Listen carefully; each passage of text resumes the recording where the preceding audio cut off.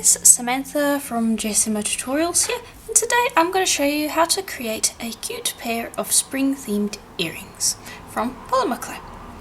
Now, you're going to need to mix up a colour recipe if you want to follow the tutorial exactly, and that is this nice peach colour. Now, that should have been shown in the beginning of the tutorial, at least the recipe that is. If you don't know how to create your own colour recipes from polymer clay, I will link a video in the description below that will go into the process in detail. Now, what I'm going to do with each of these is I'm just going to take the colours and I'm just going to fold them into squares and just create a big lump of clay, and I'll repeat with the others in a moment. But what you're going to do is you're going to then chop that into tiny little pieces, because I want to kind of make a blend between the colours, but not in the sense of it being a skinner blend. I want it to be kind of chopped and chunky. So just take those and chop them down nice and fine and create 3 different piles of clay for each colour.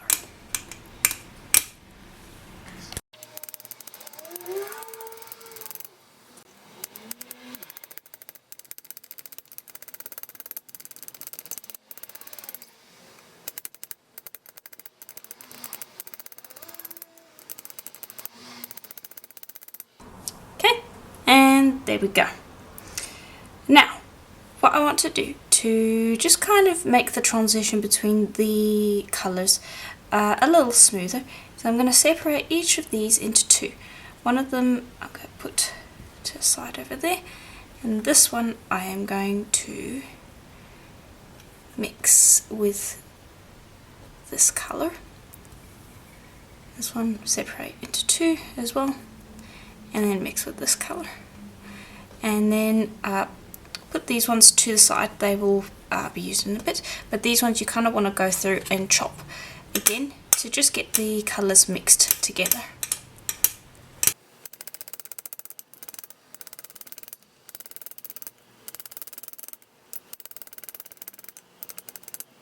Okay, and then lastly, separate that out into 2 again, like so.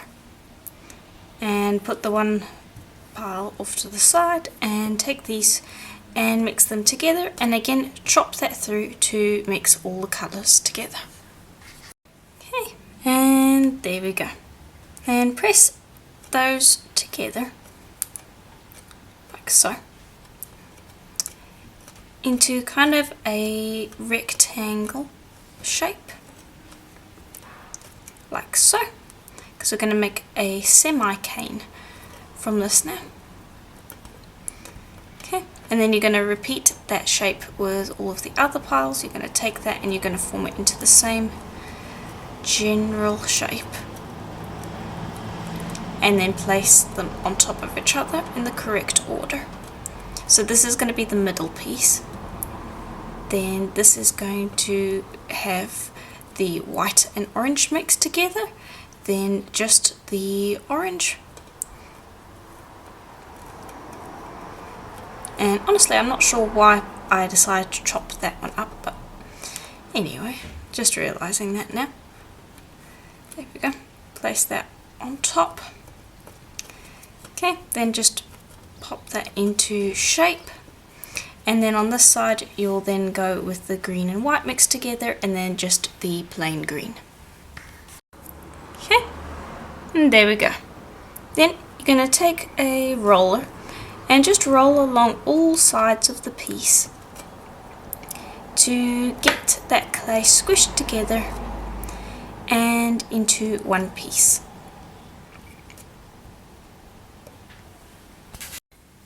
Okay, and then one last little thing I want to do is I'm going to decide which side is going to be the bottom of my piece, and that will be the green.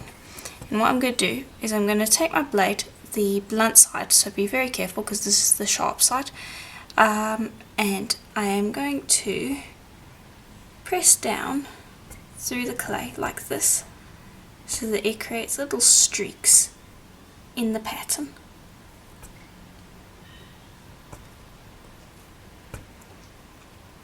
There we go.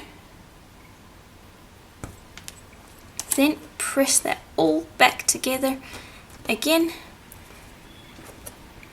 forming it back into a rectangle, getting rid of all of those marks, but they will have stretched the clay down a little bit and created a interesting pattern. It's an extra little something that you can do.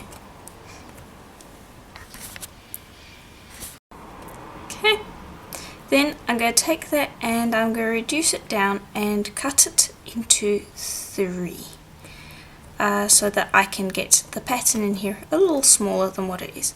And all you do is squish on the sides and pull like so.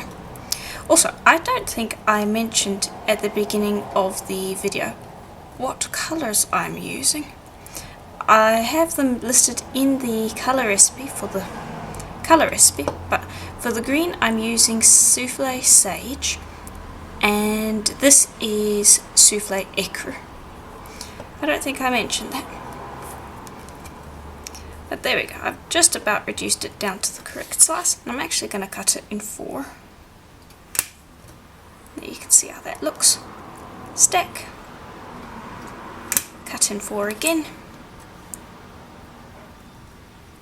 and then just press together, and that will just bring the green size down. Then press that into a rectangle one final time and make it so that this image over here is the size of your cutter. This is the cutter that I'm going to use, so it needs to be about the same size so that I only need 1 slice from the cane for each earring piece. That way I'm not going to get any strange join lines. Okay, and that should just about do. Then I'm going to cut out 2 pieces, and the first slice I'm not going to use because it's a little uneven, but you can see there roughly the pattern that we got going. Now cut the slices a little thicker than what you want them to be in the finished piece, because I am going to kind of burnish them and flatten them out a little bit, so just make them a little thicker. There you go, you can see how that looks. I'm going to grab a piece of plain printing paper, pop these down, grab another piece, and then just give them a burnish. It's worth flatten it out, even out the slice of clay, and give both sides a nice matte finish. Because the less sanding you have to do, the better. And that should only take a moment. And I choose to do each earring individually. You could absolutely put these slices together and create a slap if you wanted to.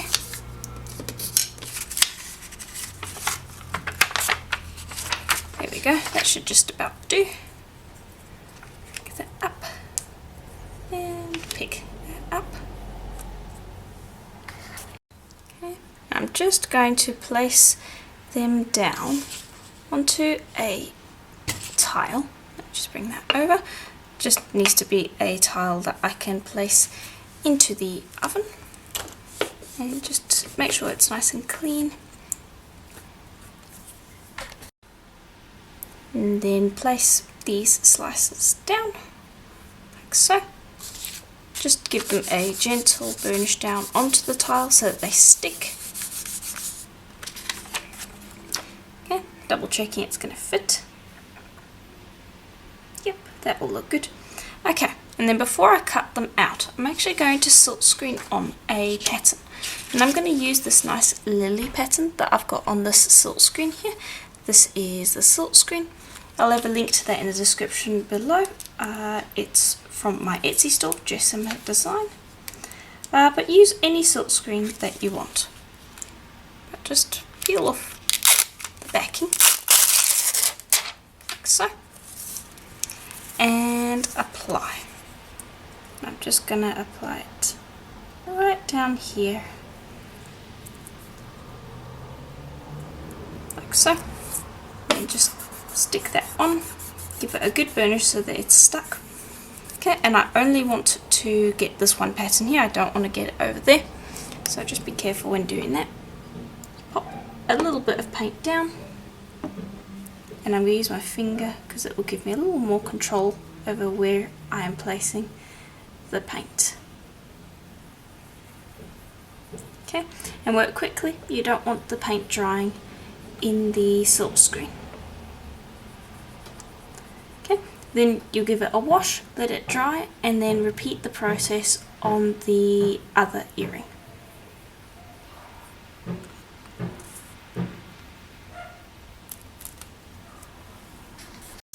Okay, and I've done the other one, and I've cut this one out. Let me turn this around, and all you're going to do is just center that. No, I actually have to turn it the other way around so I can see. Yeah, that looks just about right. And then you're just going to cut down. And this also is one of the cutters that I make and design. There will be a link in the description below if you're interested. But just use a cutter shape that looks somewhat petal-like. And there we go, that's pretty much it. That's how they should look. There's a vague lily pattern on there. If you wanted the lily pattern to be a little more pronounced, you could use a darker paint. I wanted it to kind of fill in with the pattern, so I used a light paint, but that's just something to keep in mind. I'm now going to pop these into the oven for a full hour at souffle's recommended temperature, and then once they're baked, you can then move on to assembly. You may need to sand the backs, but we'll have to see once they're baked. Okay. And before I actually turn the oven on, I want to make a pair of earrings using the leftovers that we have. So I'm going to take those, and I also have some slices. These were the first ones I burnished, and unfortunately they got a bit kind of distorted. And I only have a little bit of the cane left, so I'm going to use that as well. But I'm just going to take those leftovers and I'm going to place them together, not completely perfectly. Almost step laddering it so that the colours overlap a little. This one I can cut in half. Okay. Here we go. And press that all together like so. And what I'm going to do is I'm actually going to make a spiral cane from it, because I think that will look quite nice as well. So you want to roll that out like so. Just get it into a cylinder, and then choose your center. I'm going to make the orange the center, and then taper it like so. Okay. Then flatten it out so that it's all the same thickness, just about across the length. Doesn't have to be exact. And then just take that and roll that up.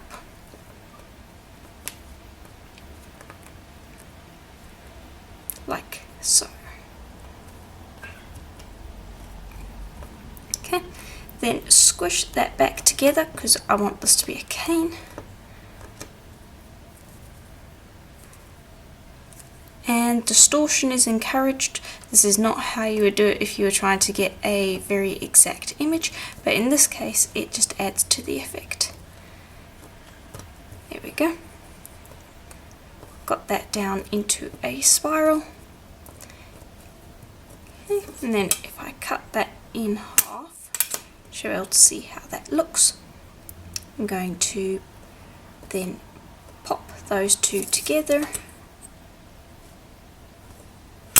It in half again, place them together, and this will create a interesting kind of tiled effect. And now I'm going to press that back together, but this time into a square, and I'm probably going to cut it into 4 again. And again, if you want to be more exact and go a little slower and not have as much distortion, of course go and do that, that's all good. But as I said, I'm kind of going for the distortion effect. Okay, and then once I've got it into that, I'm then going to again cut in the middle, see how that looks, and I'm going to take slices from that, like so. And then that I'm going to build a slab with, pressing them all together. And this actually would be quite a nice look if it was done with yellows and blues. You could kind of get a Starry Night effect. That would look quite cool. Maybe I should do that in the future at some point. But there, just pop them all together. And I just want enough to make another 2 earrings, so that should just about do. I'm just going to squish it together and then give it a burnish. Okay. And I've just placed it on a piece of paper, then I took another piece, gave it a burnish like so, and then I'm going to cut out my pieces. And just choose a spot that you like and cut out. Okay, and that does stick to the cutter a little. The souffle clay is quite warm at this point, so if you want to stick this in the freezer before working with it to avoid that, then that's always a good idea.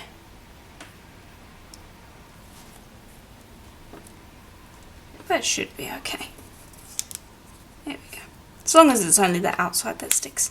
I'll remove that because I don't need that. And there we go. Got another really cute pair of earrings.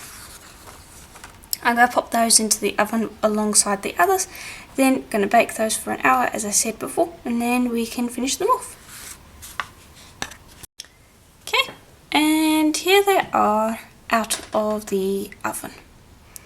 Now these ones are completely double-sided. They'll have pretty much the same sort of image on both sides, and this is the way that I'm going to hang them, so that the long side is where the ear wire is going to go.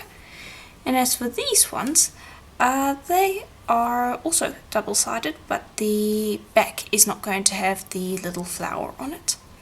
Now, when they come out of the oven, you might want to give them a sand. There might be a little bit of fluff around the edges, so just give them a quick sand with a 400 grit sandpaper if they need it. But otherwise, that is pretty much it, and you're good to assemble them. Don't worry about the paint, that is good and on there. It's been baked on, so you don't need to worry about sealing that. And I'm going to use this pin drill here with this nice tiny little hole, and I'm going to drill the top of these, and then I'm going to drill on the opposite side for the other pair. And for these earrings I am going to make them so that each pair is matching, but I was thinking that the two actually look quite nice, and you could think about making a mix match pair of earrings. Let me know in the comments below if you do that, if you wear earrings that don't necessarily match but are themed the same, and if you'd like to see me play around with that in the future. But yeah, just give it a good old drill. And this is why you want to make sure that you bake your clay correctly, because then you can drill right up near the top of the piece and not worry about it baking. Polymer clay should be slightly flexible after baking. If it is not, and it's kind of rigid and not all that thick, then you probably haven't baked it properly. And even so, I'm actually a little nervous to drill them up there. Let me just see. I might actually drill along the side instead. I think I'll have better luck with that. Okay, and I did test it with that one, and that does work, because then the jump ring won't be in the way. Because I wasn't sure if I was going to be able to get high enough for the jump ring to not be a problem. So to drill inside, just brace it with your finger. And what I recommend doing is drilling halfway, then flipping to the other side, and then drilling the other way. That way your hole's straight and it doesn't come out at a strange angle, because that happens often and that's just a nice way to avoid that. And there we go, that's all of them drilled. So now I am going to be using antique copper for this because I think that matches. Use any metal that you think works best. And all I'm going to do is you're just going to grab the jump ring, use the smallest one that you can. Just open that up and pop that through the hole like so, and then pop on your ear wire and close back up again. Okay. And there we go, that's that one. And then for this one I might be able to take the jump ring down to a smaller size. I'm going to test with this one first. Just going to pop that through. No, I'm probably not going to be able to get it any smaller than that, so I'll keep that one. Pop the ear wire on, close that, and there you go, that's that jump ring. And there we go, that is just about it. Let me know what you thought in the comments below if you like this tutorial. Remember, you can try this out in a bunch of different colours. It doesn't have to be the ones that I used. As I said earlier, this one would look really nice with yellows and blues to imitate a starry night effect. This one also could look really nice in some autumn colours because it has almost a fall feel to it as well. So yeah. Let me know what you thought in the comments below. If you liked the video, please do consider leaving a like and subscribing, as I do videos like this almost every single day, and I'm sure you won't want to miss out a single one. And if you'd like to support the channel so I can continue doing videos just like this one, please do consider becoming a member. There is a join button just below the video where you can see exclusive videos that are not available publicly on YouTube. Or you can check out Patreon, they're both one and the same. But yeah, thank you for watching. If you have any questions, leave them in the comments below, and I will see you in the next tutorial. Bye for now.